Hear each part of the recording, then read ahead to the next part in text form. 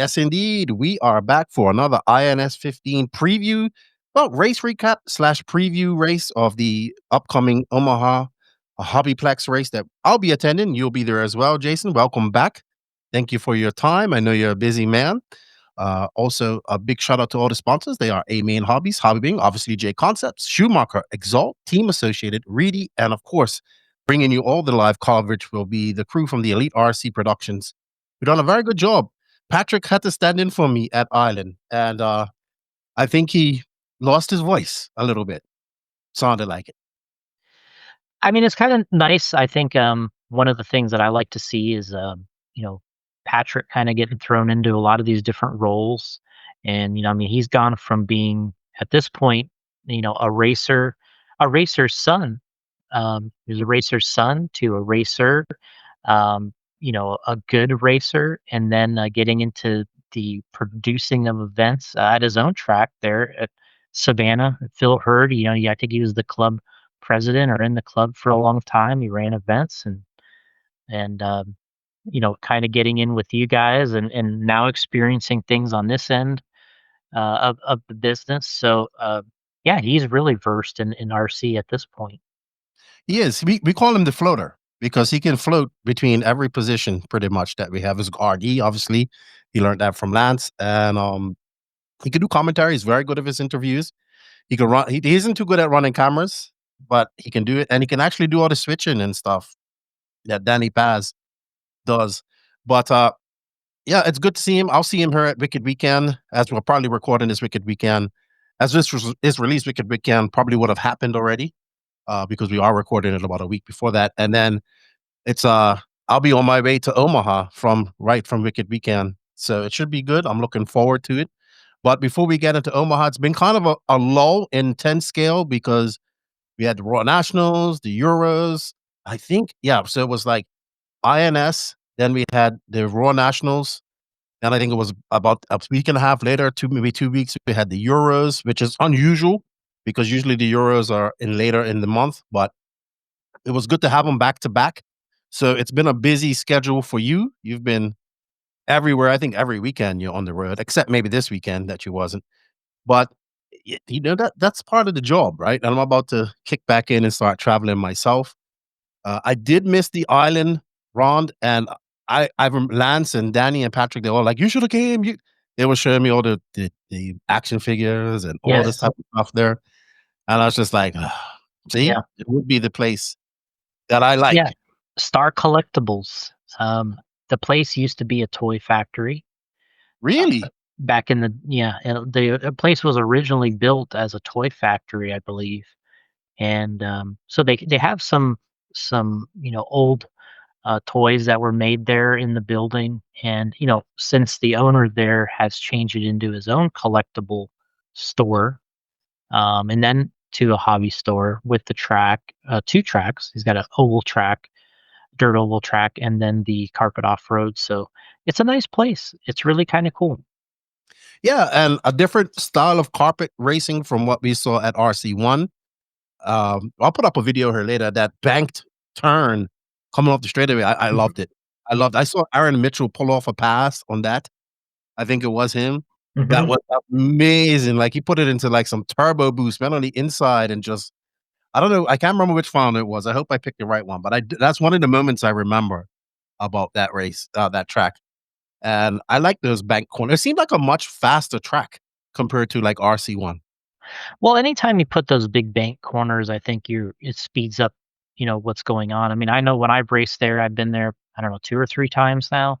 They've had that big wall ride once or twice, and then a big berm at the end of the straightaway several times. And yeah, I liked it. It was hard to get adjusted to one of them.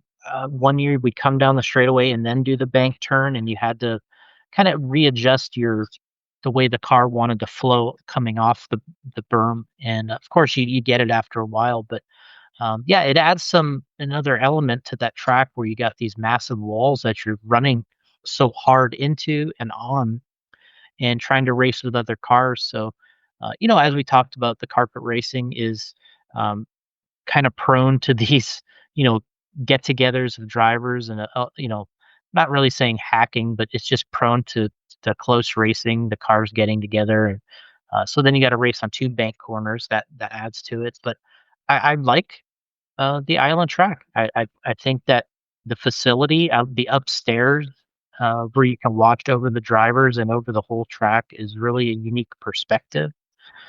And yeah, they're going to have the Roar Nationals there in a I don't know, month or two or whatever it is. And yeah, we're glad to continue to keep going back there. Yeah, the Raw Nationals should be good there. It's gonna be quite stacked because it seems to be a very popular track. And we're actually watching A2 of two-wheel drive mod where Brock Champlin kind of wrapped this up in two-wheel drive. I'm really not surprised there because he's really good on carpet. We've seen him race like for many years on carpet, and that Schumacher car is extremely good on carpet. And he's this is like I hate to say this is his specialty because he does good on dirt as well, but this is his specialty. And we see Rivkin there. Rivkin having a good run with him as well. Also Yep. in the stock classes, there was some good battles. Like Nate obviously ran away with it, kind of an A1, but behind him, like Dustin Fox, Aaron, and oh, what's his name? And oh, Talon Henley. Why did I forget his name? They had a very good battle in the A1 of two-wheel drive. So kind of the guys we kinda expected to do well on this, Dustin Fox, Aaron, and Henley, because Henley is used to the high grip stuff as well. Well, there's I think that's was that Rivkin that made a mistake? Might have been. Well, here we go. We got a little bit of view of the track. We was talking about it. No big crazy jumps on this or even wild sections like we saw at RC1, except for that high speed bank, which I really like. Otherwise, another pretty straightforward track. It looked a lot it looks a lot faster.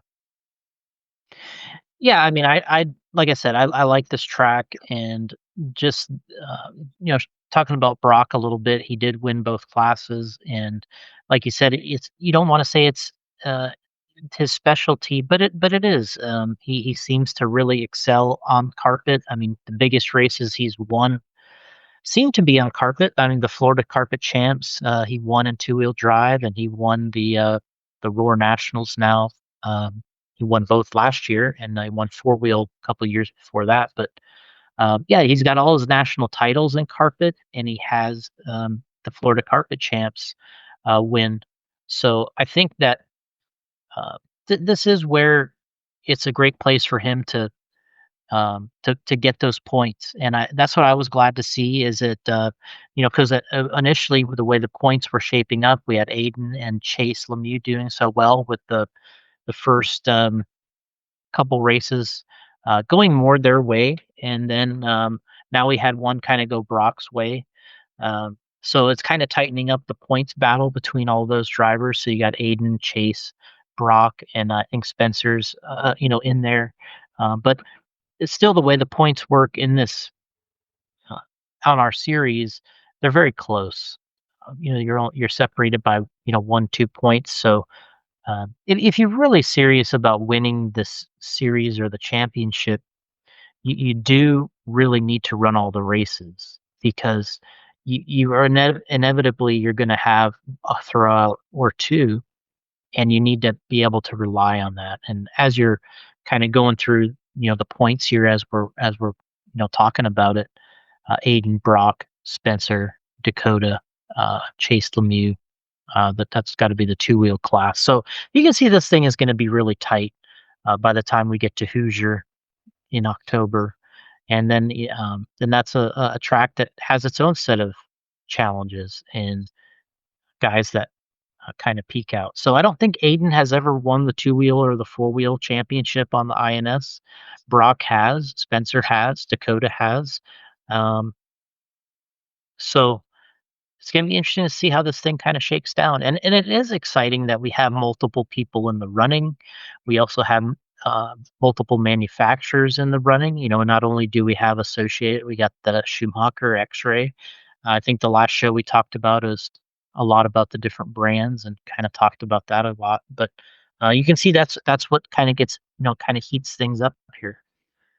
Yeah, I'm just looking through some of the points here on the Elite RC Productions website. Danny Pass has done a great job. I didn't even realize he had all the different. So if we look at Aiden Horn, who's attended all 3 events, he really has, without a drop, he has 297 points. He has a TQ, a win. He has 1 second or 0 seconds. Sorry, I'm trying to figure out how Danny's done this, but he had a 101 at trackside where he won. He had a 98 at RC1. Then Island Speedway, he has a 98, and that puts him at 199 points. Other than Brock and Spencer, who both missed the second round at RC1, they're on 197 points. Yep. Fend, who did he attend? He missed one too, right? Yeah, he missed trackside. It's actually very tight. I mean, even down to Davey Bada, 194 points. Him and Schimmel are tied together. Correct. Yeah. Rinderneck, who missed round 2, he's in 8th. Brandon Foote, who I think Brandon Foote is like a very good Pacific Northwest driver. I got to see him. He's very good on carpet. Very, very good on carpet. Very quiet, very silent, doesn't make much noise, but he's a very fast driver. And I got to meet him and his dad a few years ago at the Florida Carpet Championships, which is coming up too. And he'll be here very fast. Everything's coming up. I know. Then we look at 4-wheel drive. We have Brock once again in front, followed by Aiden Horn. Rivkin and Horn are tied. Fend in 4th, Lemieux 5th, Schimmel in 6th, Bada, Rinderneck, Sontag, and Brandon Foote, your top 10. And a big shout out to like Juan Lopez, the one guy from the Northeast making these races. He has a full-time job, you know, and races part-time. So shout out to, I call him the Axe Murderer. That's the name. Well, I met him several years back, and very talented driver. And, you know, coming from New York and in that surrounding area, we don't have a lot of drivers that follow our whole series, and we really appreciate him doing that. He got on with us in JConcepts a couple years ago. I want to say that the time that I met him more so was when we did our race at RC Madness.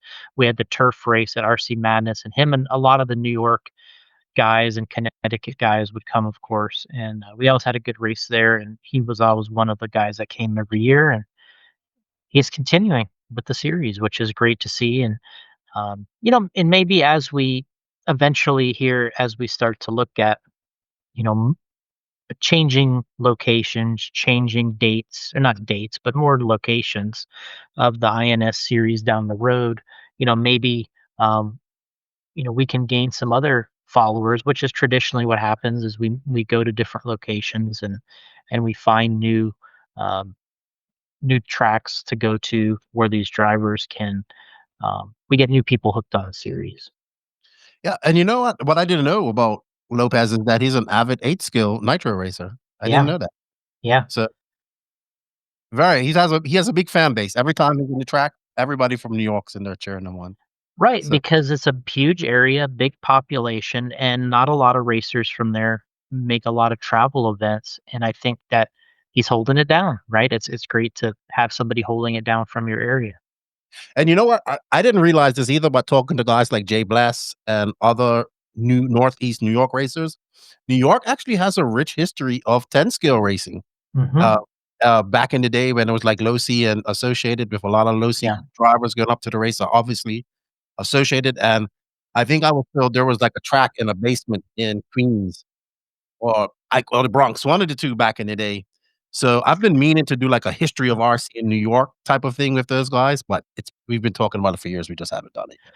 Yeah, I mean, I didn't race there in the '90s, but I raced there in the early or in the 2000s. We had a race at Long Island Raceway, and you know, there's Rob Betts. I mean, there is he was the guy that owned the track and ran the track, but um, there was been a lot of racing from that area, and I would see them not only at the race we did there, which we only did one, and then we started changing the way that we did the series, but I would see them a lot when we did our event at RC Excitement, which was in Fitchburg, Massachusetts. We had a Northeast Championship that we turned into the Fall Indoor Nationals at RC Excitement, and um, I'm not gonna say I can't say all, but we got such a huge turnout from the Northeast racers for that event and the New York guys, and man, we had a crew there.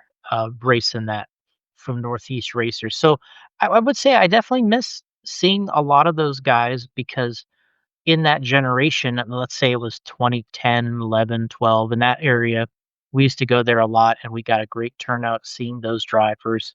And then we would see them a little bit again when we went to RC Madness in Connecticut. But it seemed like the dirt track at um, in Fitchburg at Excitement seemed to really bring them out more. And I think that generation time period was right with like you're saying, there was a huge uh, 10 scale presence in the Northeast. And I think that timing was lining up right when all those guys were doing so much of it at that time. So uh, I think a lot of it has gone to 8 scale, but there is still good pockets of 10 scale racing. And there's been so many tracks that opened and closed over the years everywhere. But of course, there's been a lot in the New York area too. That's probably not cheap to have an indoor track in New York State. I, Hmm. I would say. All right. I want to go over some of the stock results. I would like to say that Nate Sutherland takes the win in 4-wheel drive, which is great because this is kind of what I expected from Nate Yeah. to get her into the stock class on that Schumacher and start dominating. And he did. I mean, he had in A1, he had a 9, but he was able to come. I think he might have lost a wheel nut in one of the races. It might have been A1 of 4-wheel drive, or it might have Hmm. been A2 of 2-wheel drive. I can't remember. But he ran on he ninth, and then he went A2, 1 and 2. Dustin Fox, who I'm not surprised at this because he's very fast on carpet. Yeah. Aaron Mitchell, who was my dark horse pick, came in third. He had a third in A1, a third in A2, and a Yeah. third in so Great that's what showing. Yeah, great good. showing. It's a home track, but I did pick him. But I'll give him a podium. I think Chase Raymond. We look at the Raymond, the dyad that is the Raymond kid, the twins, and we think dirt, right? That's where they shine. That's where they're really good at. But I think getting a fourth on the carpet is good for him. Then we had Jake Wiggs, who had a fifth, fourth, and a fourth. This is we're looking at 13.5 Xray full drive. I think one of the most surprising here is Jovi Levin. I was expecting Jovi Levin to be in the hunt for the win, Mhm. and maybe not racing as much this year. I don't know. I know he's in university, so that could be part of it. And Talon Henley, who had some very good battles in 2-wheel drive, he comes in 7th.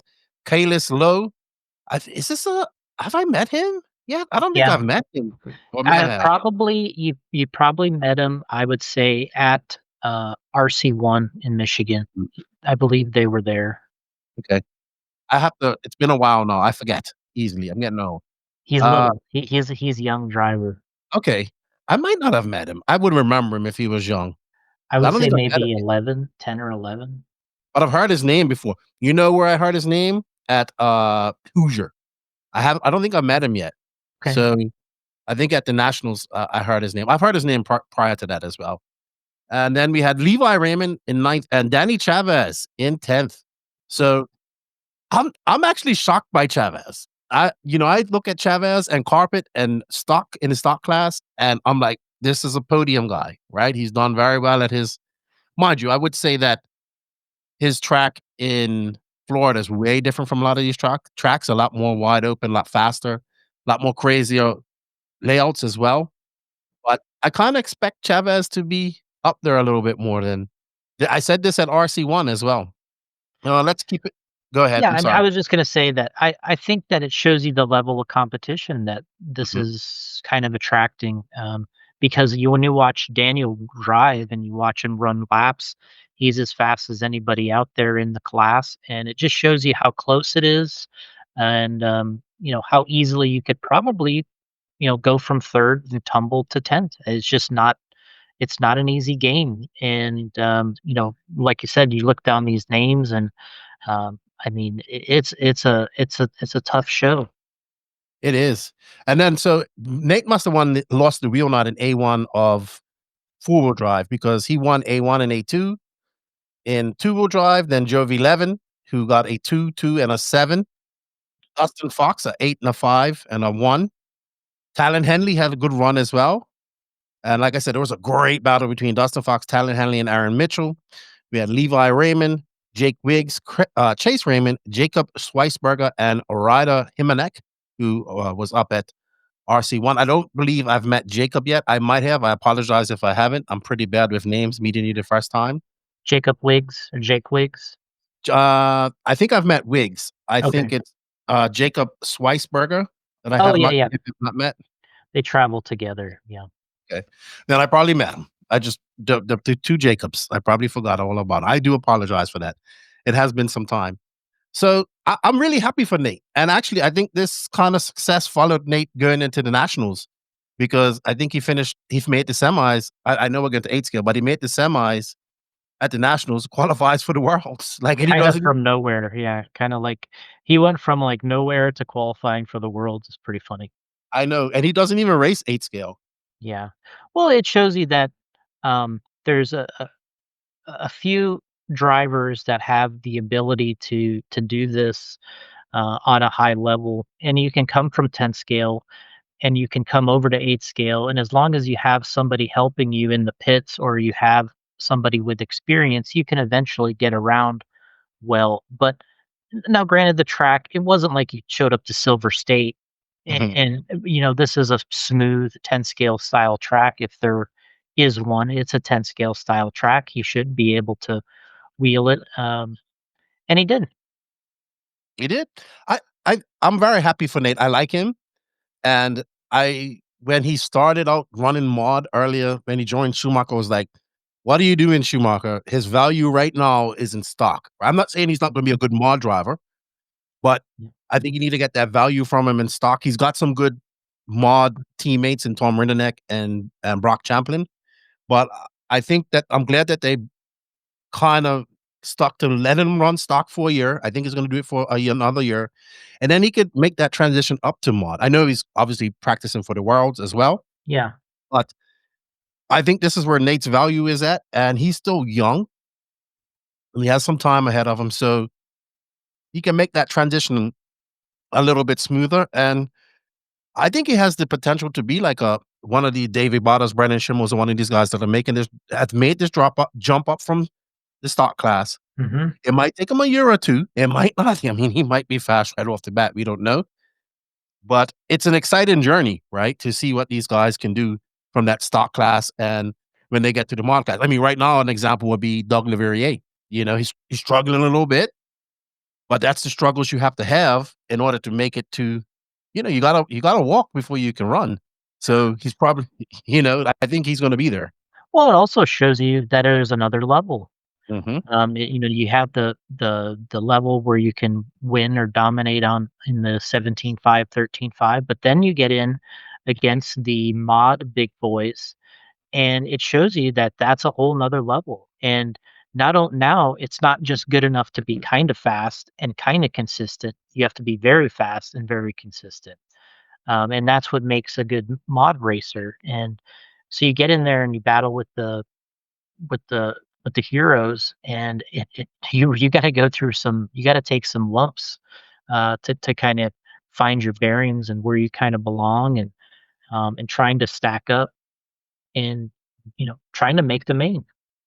Hey, you gotta weather that storm. The gains are so minute in that it's like when you jump up to the pro class in 8 scale, you go from maybe making these big gains in intermediate to making inches every year so far. And you gotta kinda stick it out. If you really wanna do this and you have the talent to do it, you gotta work hard and race hard, and you gotta understand that your gains are gonna be very small, and you gotta take advantage of them when you can.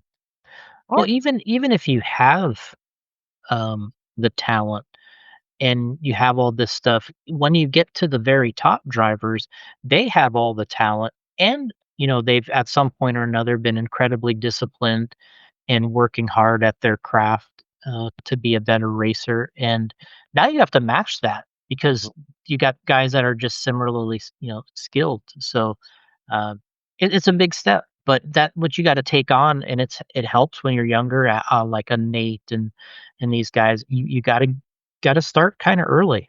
Mhm. I agree. I agree. All right, let's move on to mod. As we said, Brock Champlin took the win in two-wheel drive. He took A1 and A2. Spencer Rifkin had some good runs. He had a second, a fourth, and a first. Aiden Horn, who does not like carpet, seems to do pretty well there. He got a third, a sixth, and a second. Schimmel, who I expect to really kind of do well here. But it seemed like the Xray guys in the mod class were a little bit quiet this time around. I mean, we don't it we was like it's strange, right? Because they were so fast at RC1, but then they come here and it's kind of like, hey, something's not right. And when I mean not right, all of them made the main, but they weren't as dominant as they probably were at RC1. You know what I think this is? You think I'm gonna think I'm crazy, right? But I think it's like Rivkin coming there. Like Rivkin is the big dog for Associated when it comes to this type of stuff. He brings another level of like, I'm here to do battle. And I think that's kind of like the boost. I think we talked about it on the last one where the X-ray guys came in full force and there were no Schumacher guys at RC1. But this time around, we see a full force of Associated guys with Rivkin leading the charge. And I think it was Associated's kind of weekend this weekend, if you look at the results. Okay, Bada didn't have a very good weekend, but Rivkin and who else? We had Rivkin, which was pretty good. We had Aiden. Brennan Schimmel was the toast of the town for X-Ray. And yeah, I think when you bring those big names in, the levels step up a little bit more. Yeah, and I don't think that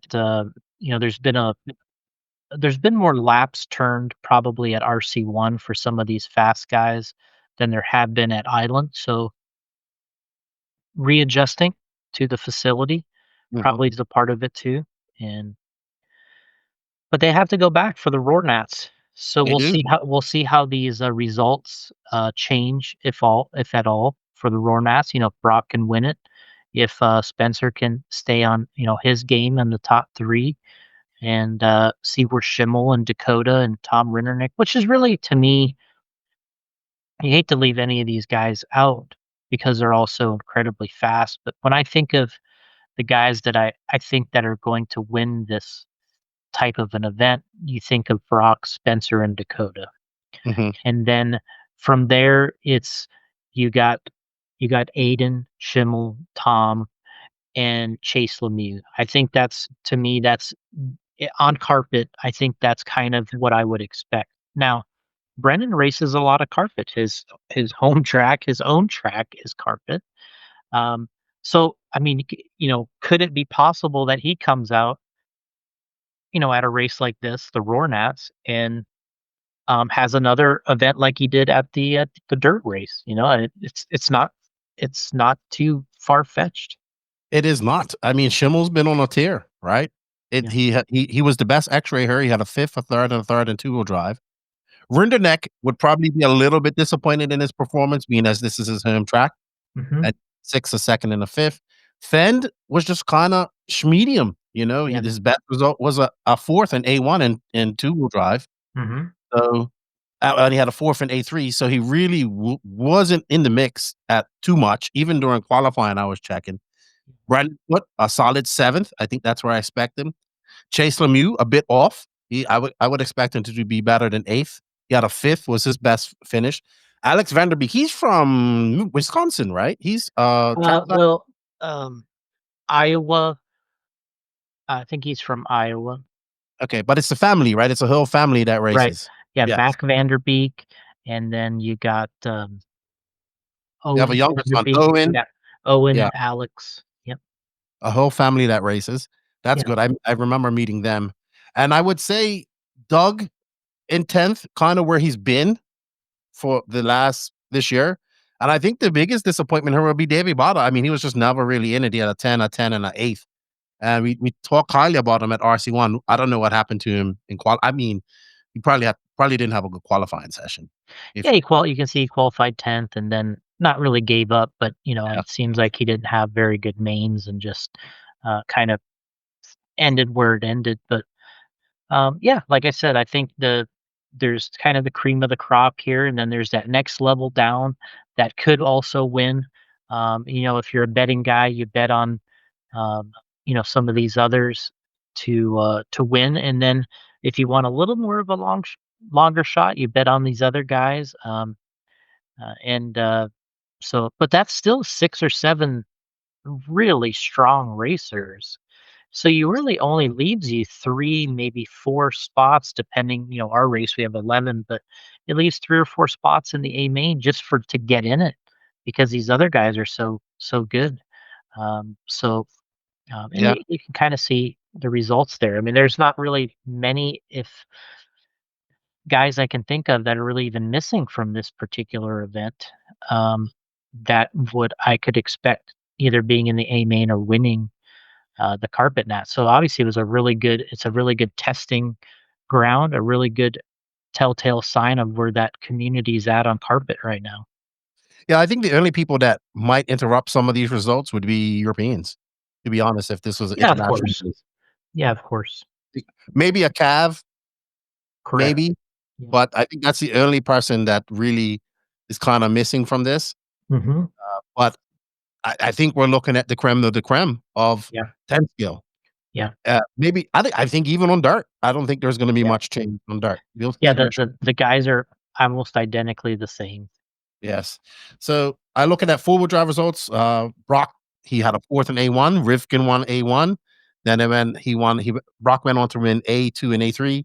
The Brock and Rivkin have been battling each other for years, Oh. for many many years, and it's interesting to see it. Interesting dynamic. Schimmel shows up. He gets a second. He has a second. He has 2 seconds and a fourth in A3. Yeah. Rinderneck should be happy with a third. Hmm. I would think a third. He had a third, a fourth, and a third. Rivkin probably not happy with this result because he did have a win, so that puts him in the fight to take the overall win in full job. But he ended up with a first, a sixth, and a fifth. What happened to Rivkin? Do you remember in his? And he TQ'd. Yeah, So yeah, he TQ'd and he was leading both of that second and the third main and had one was um, a minor incident where 2 cars touched, and it wasn't really anybody's fault, and he I'm not gonna say he got the worst of it, but then I think it was a little bit of, like, he got off rhythm. I think Brock put a pass on him in one of the mains. I can't remember if it was 2nd or 3rd, and they touched, and it just kinda set Spencer kinda swirling, and he had to regain, um, his composure there, and he made another mistake, which dropped him whatever it was there to 5th or 6th. Um, and it was really just one. I think Spencer was leading both of those well, he was leading all 3, obviously, at one point or another, and just made a mistake, and it just shows you that, if you go back and you look at the actual, laps themselves, it's happening so fast, and you just one little mistake like that. And you can see if you go back here to A2, um, actually in A2, Spencer crashed on the first lap. So it was the third main I think I was looking at where he had the little touch and go with Brock, which it wasn't like anybody's fault. It was just the way the cars kind of came together. But he led all the way to lap 8, then he went to third, and then he made a mistake on his own, which dropped him to 6th and then 5th. So had he stayed in third, he probably would have got second overall. Um, but that's how it goes. yeah, you can't make these mistakes, not in this short time on a Yeah, track that's fast, where people can, they're going just as fast as you, just waiting for them to make a mistake. yeah, Uh, you just, I think A1. That's when Brock kind of smacked the wall coming into the straightaway, and he hit it. I'm surprised he didn't break, and yeah. he kept on going. But once you hit that wall, you lose all momentum, right? Well, hopefully that is something that they're kind of working on with the Schumacher cars. I do believe that they are some of the best and fastest cars, but I think that a little bit of increase in durability, I would say, is probably just the one little thing that they're missing. Is when I look out there and I look at the drivers, I more times I see their cars broken before somebody else's, and I think that if anything, that's just the one little thing that they have to work on. And, obviously Brock is racing a new four-wheel drive here. He's not running the car that um he's not running the car that they're selling right now. He's running a new car, and they were Yeah, running it very at the head world's shaft. warm up. They're running it at the world's warm up, and so I'm excited about it because I saw the car and I'm like, I like this thing. It looks great, and they're not really promoting it yet. They'll take pictures with just the body, and they'll take, we were doing that, I think, at the warm up and at the roar nats. We were taking pictures of Brock. He'd come up with the body. And it's like, come on, man. Um, I heard it's got shafts. It doesn't have belts. That's what I'm told. So, my yeah, little bird told me.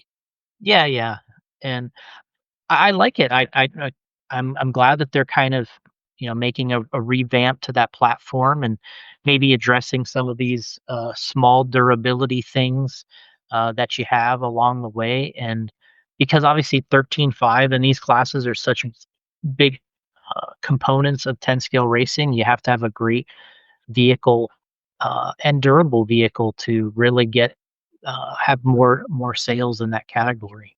Absolutely. Well, we're gonna finish off Fend in fifth, like continues his more of a medium type of weekend. I mean, he's Yeah. allowed to have an off weekend now and then. He then went on to win the 8 scale nationals after this. Nothing too big, just the 8 scale nationals. It was a Only great race. 3 or 4 classes, right? Only 3 or 4 classes, that's all. Yeah. It was a great race, though. It was a great race. I enjoyed the nationals a lot. I know it's 10 scale, but it was a good race. Oh, man.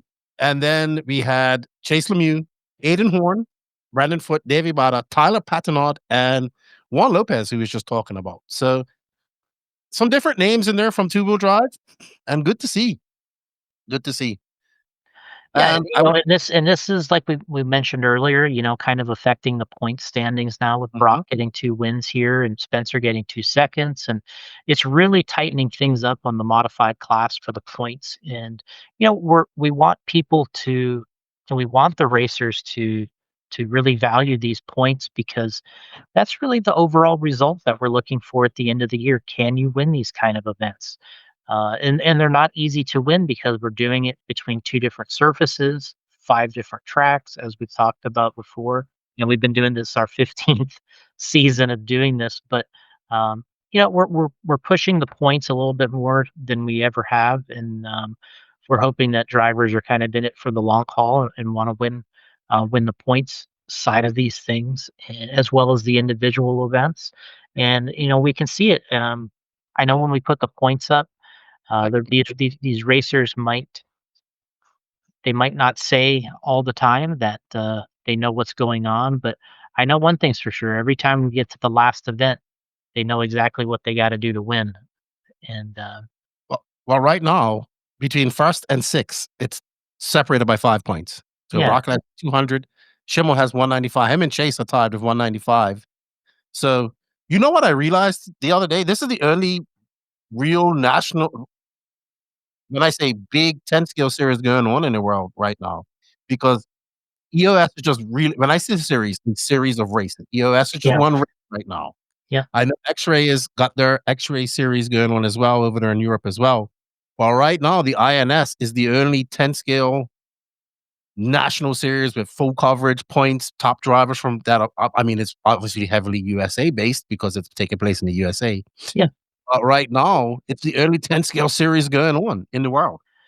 Yeah, and we're not limited to just roar racers only. You can come here from any country and compete on the indoor national series. So, and we have had racers. We know we've had Jona Hatanen and other guys come in and run some of our races, which really added some interesting flair to it. And I do think in the future, I do see some more of that happening. It takes more of a commitment. I mean, it's hard to get like Orlowski to come because I mean he's running the most amount of platforms of anybody right now in racing. So, but I wouldn't be surprised if you told him, "Hey, would you come and run a couple of these?" He'd be like, "Okay." I mean, he seems like he's game to do just about anything, is as long as someone's paying the travel. Well, yeah, of course. At that level, you need to be paid for it. It's a job. I would Yeah, love to see Orlowski come over and do some racing. And I think, like you said, in the future, I think as the I know the media coverage increases and everything goes, and we kind of, like you said, we need these drivers to start taking the points a little bit more serious, not just at the end of the event. We need yeah, them to be like, hey, I'm in the points. I'm going to the INS next weekend. I've got this much points. I need to go. And it's a shift in mentality, I think, because we're not used to that in the USA to an extent. Where in Europe, these guys usually run a national series for their countries, Yeah. especially in scale and in 10 scale. They have a series of races that they do. So Mhm. it's a different mentality compared to in America, it's kind of one-off races, especially in 1/8 scale. And our national series are just one races. I actually had to explain this to some guys the other day because they thought the Euros was the qualification for the world. It's not. It's just for the European Championship. But it's a shift in the mentality that has to happen, and we have to like kind of pound it into these guys' head. Hey, the points, the points, the points. Like you may not win, but a top five is good in the long run, and you may skip this race, but you never know where those points might come in handy. Yeah, if you look at the points, as the thing that just happened with Spencer, with him getting 4th overall, and he was TQ and he won a main, had he gotten 2nd overall, if you would have pulled up the four-wheel mod points there, that would be a dramatic difference for him. So you can see how those positions and points really do make a huge difference. And you go to a race like that, you really have to get the best result that you can get. And like, because he got a 98, including the TQ point there. So if he would have got 2nd, he would have got 100 points. So, and you can see what difference that would make in his overall total, right? Like, Or he would have been in second and yeah, 2 points behind Brock yeah, instead of three. yeah. But So maybe if he would have came to RC1, he would be ahead, right? correct. So But, and it's hard because you have to set a schedule for yourself as a racer doing multiple genres of classes of competition. You're like, hey, how many of these am I going to do? And I know every single year I have the same conversation with a handful of the guys where they wish they ran more of the races because when they get to the end, they wish they would finish higher. oh, When no, when you get to the end and the points are actually calculated and then the awards are given out, they're like, man, if I would have ran one more race, maybe I could have replaced my bat finish. I'm like, hey, I've been telling you that. hey, you know what you got to do? You got to put like a $10,000 purse for the winner. Then they'll attend every single race. Mhm. And they come at, but that's a lot of money to put up. Well, But and it's not completely. I'm not saying that's something that can't happen. Of course, we could do that if we wanted to do it, but I would think that maybe it would be something where you'd want to spread it between 4 or 5 classes, because I think to just give it to the modified guys alone, I think is they're kind of getting a race payout anyway mhm, based on the overall result. It would be, down the line, maybe something that could be introduced is you have something like a $10,000 purse, but it's divided between, you know, the the classes that you want to divide it between. So something to that effect. But you know, it comes with time. It comes with popularity. Sponsorships make a big difference. Who's gonna, it's one thing for somebody to, come out with $10,000 out of their pocket and say, "Hey, I'm just gonna give it to everybody. No big deal." It's you need like, some value at that. You need some yeah, ROI. yeah. It's like, hey, what do I get for the 10,000 here? Right. But so that's a big part of the game. But yeah, it's not something that I think is unreasonable to introduce eventually. But you want to include as many classes as you can, because you don't want to eliminate any. And then in a race like this, we have a lot of classes, so it's like, say we have 10 classes or whatever the number is, it's hard to eliminate some. And then if you say, well, let's do it for the most popular classes, then it's going to be stock 17.5 and 13.5. They're probably the largest segment, sometimes 40 plus. And then, if those are the three classes you're giving it to, then it's like, all right, well, the modified guys are, not getting any part of this. So it's hard to decide how to distribute the whole thing if you wanted to do that. And I um, think it comes with growth, though. The more it grows and the more eyes on it and uh, the more recognition it gets. I'm saying it doesn't have recognition.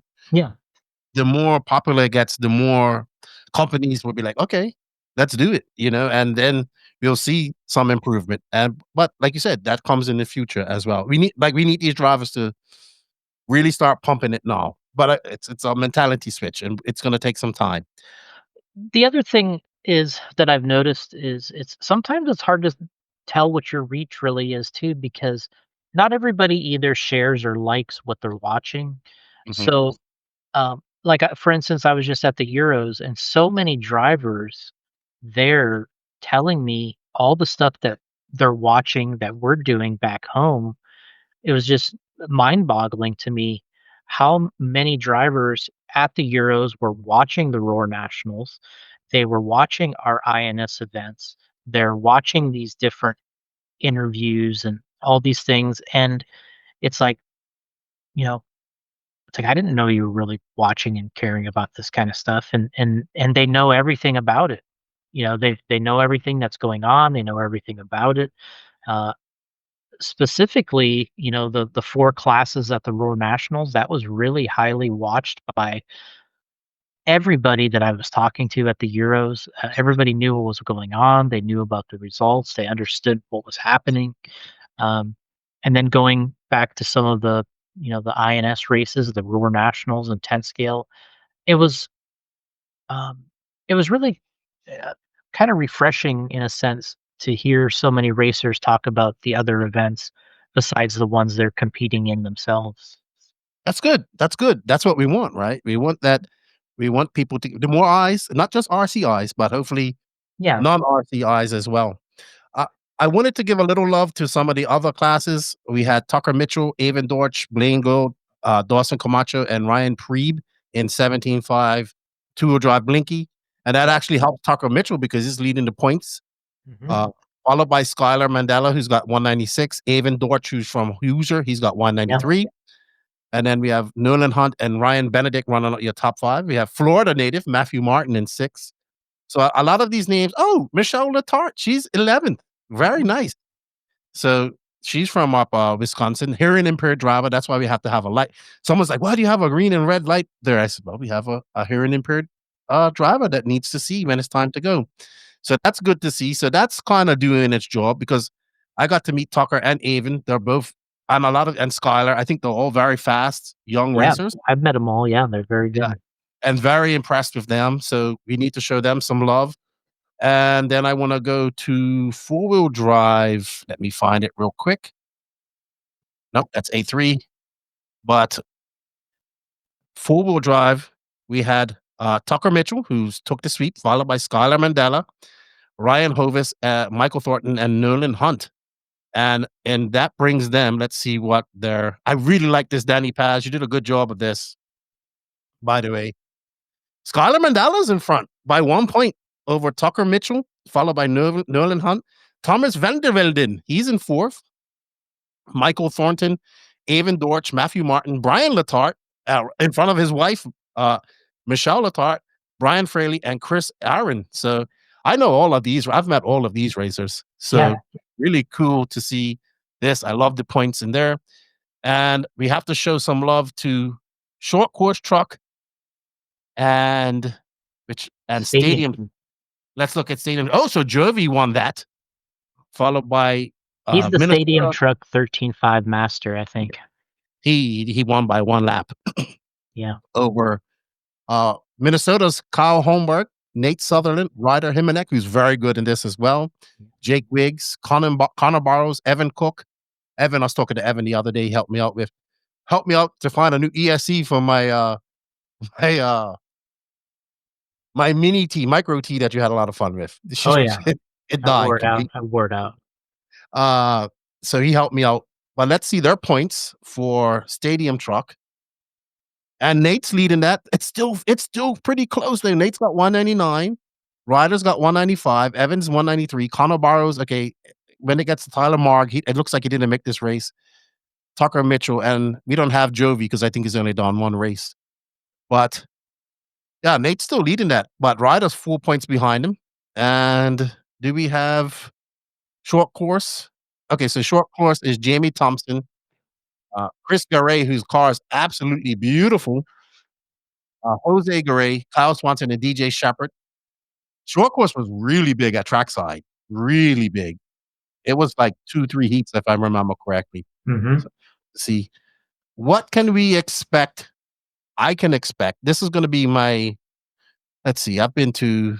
Now I've been to Trackside, HRC.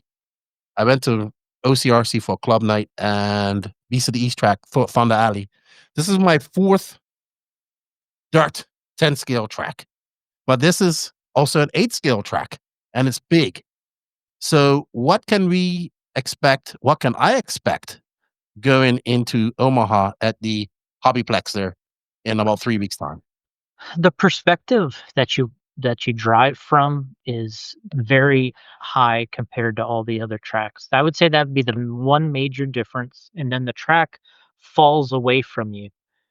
So the further you are away from the driver stand, usually the lower the track is, and Mm, it's a huge perspective difference there than everything else. A lot of these tracks, the driver stand, especially the carpet tracks. Well, RC1 had a really tall driver stand, but uh, lots of these tracks don't have a very tall stand. And then you got this this track at the Hobbyplex, which is it can be twice or three times the height of some of these carpet tracks. It's amazingly high, and that you have the more of a down the bird's eye view of the cars driving versus that side, more of a side perspective. And a lot of drivers tell me that that's something they have to adjust to. And I'm trying to figure out where I know where the announcing area is, where I'm sure Lance will be the entire time. Setting up Danny will probably be up on the driver's stand. What month are we in? July? Hmm. Okay. it's going to be Uh, warm. it's going to be warm, Danny. And then where we're going to put you. Um, Yeah, I don't know. You I mean, It's going to sometimes be warm. you can watch the monitor. If you can watch the monitor and call the races, you could do it probably from the pits, which are air conditioned. That sounds like a plan. That's what I'd be pulling for if I was you. Um, Danny might need to hook a remote to that, but I mean, him and Lance and those guys are such troopers, man. Like, uh, it's gonna be warm, but.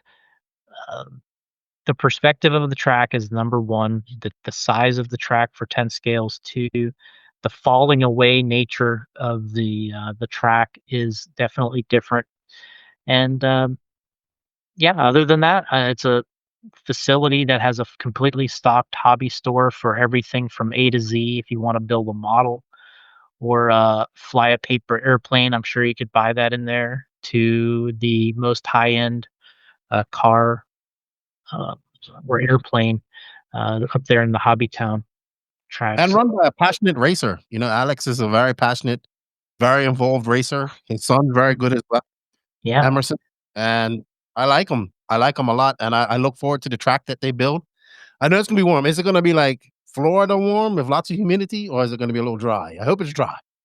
I think it's got some humidity to it. Oh, I, that I, sucks. I don't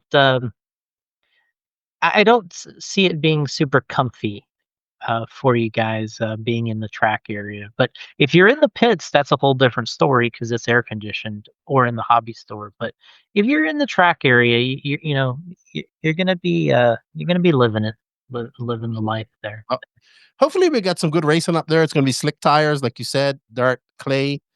I'm It's I'm in, predicting a little bit of controversy. I think I, oh, I'm predicting a little bit for you. We had a little there last year, so I think that I think we got some guys here. Four races into the series, and those points. Even though they say they don't know what the points are, they know what they are, and of course they do. Of course they. we're gonna see some close racing, and yeah, obviously none of these guys want to just plow into each other, but it happens in the course of these races. So we're gonna have some tight, intense stuff for sure. Hot temperatures equal hot tempers. That's all I know. Yeah. It should be good. And then, of course, after this race, we're going to have the carpet nationals. Then all eyes will be on the worlds, which is going to be interesting. E-buggy worlds. E-buggy worlds too. That we'll be. I think we'll both be at that. I'm planning, and then you'll be there as well. But obviously, the big enchilada is the 10 skill worlds. As Mhm, we're recording this, Ron Falk and Fenn just went down there for another race. Lachlan won again. mhm. Uh, it's we brought up the question on our last podcast, can Xray do the sweep? I mean, they just won the nationals. They won. Well, actually, didn't they just win the 10 scale nationals too? Did Schimmel won? So they swept that. They won the 8 scale nationals. They won the Euros just now. Very highly likely that one of them. I mean, it's hard not to bet against David, even though it's e-buggy. He's really good at e-buggy. I'm not sure if Fenn's going. I think he's going. He's going, Oh, great. as far as I Oh, know, and I think Mayfield's going too. really? Oh, Mhm. I'm even more excited now. And then I, of I course, actually think that this e-buggy worlds has the potential to be as exciting as any of the other events that um, the worlds that are out there. I would say at this point, if I was to be a racer, I still want to win two-wheel buggy at the worlds the most, 8 scale buggy, nitro buggy, but I'm going to move e-buggy now into maybe the third spot because I think when this is all said and done, I think a lot of racers are going to wish they had ran the e-buggy worlds because um, I think the track, the facility is going to suit those cars really well, and the longer, I would assume, 10-minute mains mhm, should be interesting. So I wish we could, at some point or another, adopt my proposed 5A main format for 10th scale, but 5 A mains 5A mains. That's my at, at 10 minutes? well for I was talking about for 10th scale. Oh, okay. I like I wanted to have 5 minute mains Okay. So 20 for 10th minutes of scale. runtime altogether. That's 3 out of 5. Correct, because, Gotcha. but anyway, we can go down that another day, but this e-buggy world, I think, is really going to bring, some excitement to the class, and I think people are gonna wish they had gone. Some prestige too. Not saying that it isn't prestigious, but I would have to agree with you in number of world championships, like ranking. I mean, I'll argue with you over two-wheel drive and nitro buggy Mhm. there, but I think it gets into a close third. Third. I don't think there's any real. I think the only other worlds that might compare to it would be a four-wheel drive worlds, Of and course, yeah, then maybe a 8 scale onward worlds is yeah. probably that top 5. But I mean, somebody's gonna touring, I still would wanna win touring car over the 8 scale on-road that's true. worlds, I forgot about that. but yeah, I would really put this in the top 3. I'd love to win an e-buggy worlds, who wouldn't? But I think that what people sometimes don't understand, and that's your saying, is that, e-buggy pays the bills, but I think that the reality is e-buggy is probably it's not probably, I think it is more popular than nitro buggy. So we love nitro buggy, of course, because of the races, the long races, and this all this stuff. But in terms of a sales standpoint, e-buggy is the most popular, and um, who doesn't want to win the most popular racing class? It seems a little ridiculous not to want to. Which has been my theory over the years why we've never had a truck world championships because over the course of all of RC's existence, what has sold more RC cars? What Nobody sold anything. Trucks have dominated sales, whether it's monster trucks, stadium trucks, short course trucks. Trucks are probably responsible for the most amount of um, sales in RC period, uh, and we've never had a world championship for it. Now, today, do we really need one? I don't know, but there's E-truck, yeah. definitely there's definitely been a time period where it was very missed out having a stadium truck or even a short course would have been cool for a very short period of time to have a world champion. Because there was times where there was big name sponsors we had in the games, with all these tie-ins to major companies. I'm sure there was times where, Associated had licensing with all these major companies. It would have been nice to get them in on the action, in the 2010s range, but it never happened. And so now we got this e-buggy worlds, which I think is great. I'm not against it. I actually think that you'll I think e-truggy's growing at such a tremendous rate. I think it only makes sense to probably I know I was talking to Carlos last year about it, and they were flirting with having e-truggy as well. And e-truggy is, I wouldn't say popular, but Yeah. in Spain and I would say in some areas, France, e-truggy is a popular class.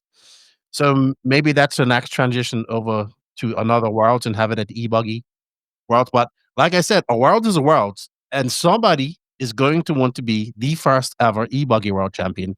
Yeah. And I'm looking forward to it. The Barcelos, they're going to change the track. I think they did a good job of changing the track this time around. The surface kind of stays the same. It's going to be a little weird because it's not going to have the nitro cars on it, so Mhm. it probably be a little bit different. And it's a beautiful facility. I think the Americans that haven't been there, they're going to go there and going to be like, okay, it's a nice facility. It's permanent.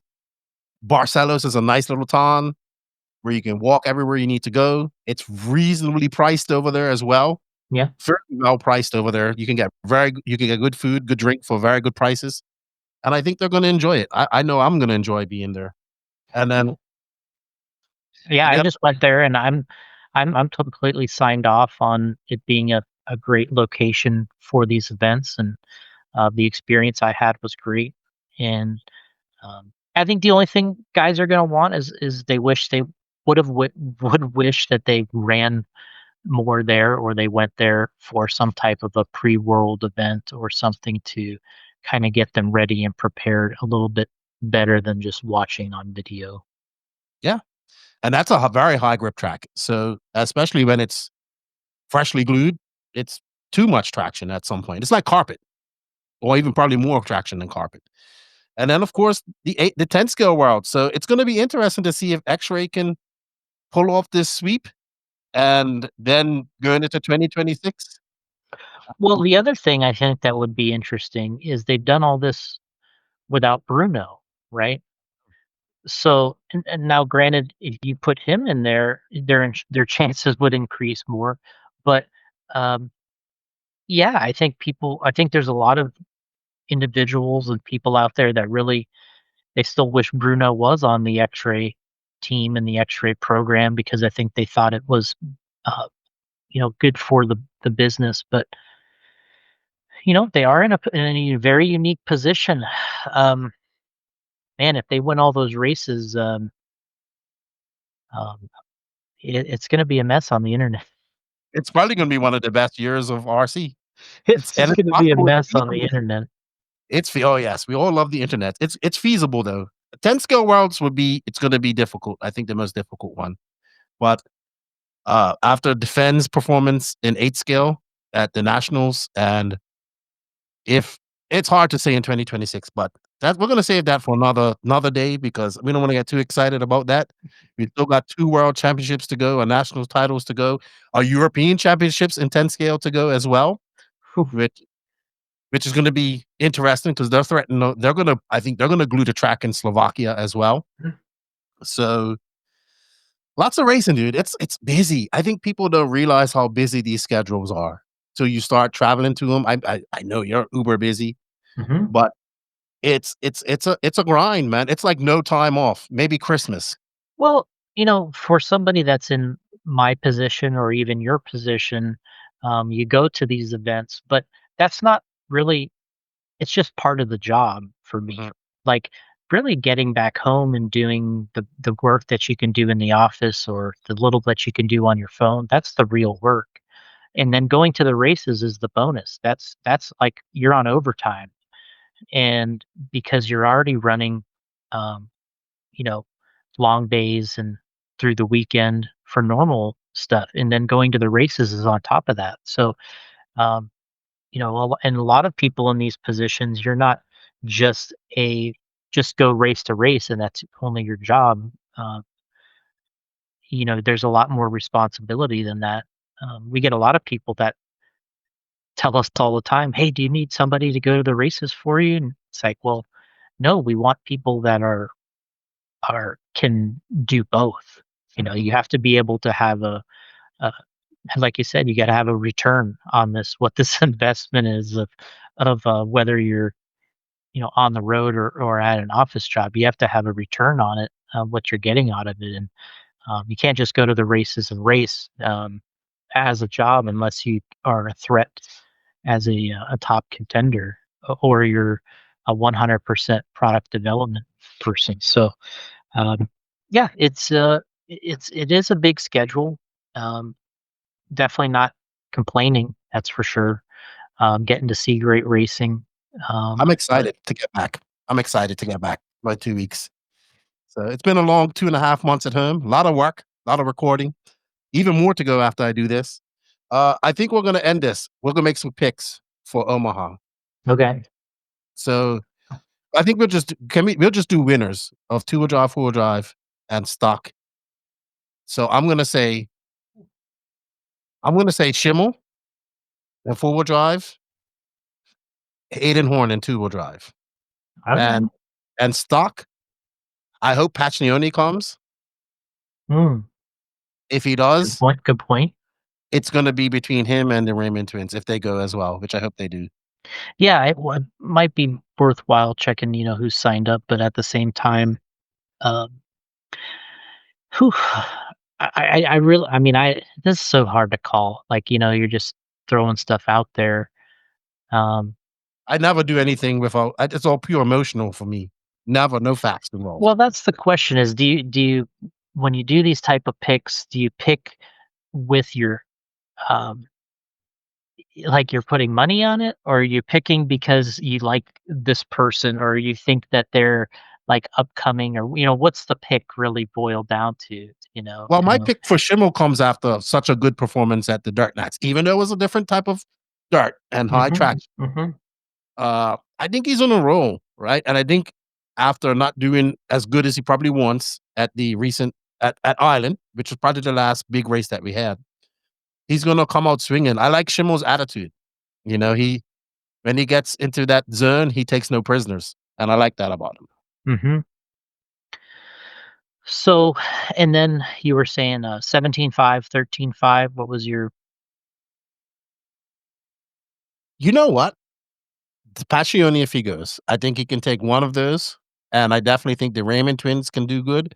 But we're also forgetting somebody that I think can do well too.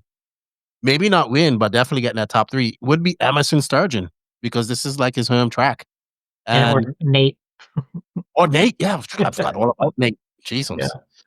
So I'll yeah, take I Nate. mean, you'll take Nate? Okay, that's I'll not a t- bad pick. yeah, I'll take Nate for the 17.5, 13.5. Not that, like you said, there's anywhere you can go wrong here with some of these. And I'm going to take Brock to win one of the two wheel or the four wheel classes. I guess I got to decide on which one. Um, Last year he won two wheel, I think, and Really? then Spencer won four wheel last year. Spencer Um, can wanna win. mhm. He's Yeah, gonna wanna win. he's kind of due one, I think. So man, I just don't know. I'm gonna go. Well, they're also gonna be running the new car, right? Associated's gonna be running their B84. They haven't Mhm. ran that yet. In a big competition like this, they haven't ran the Schumacher. They're running their new car.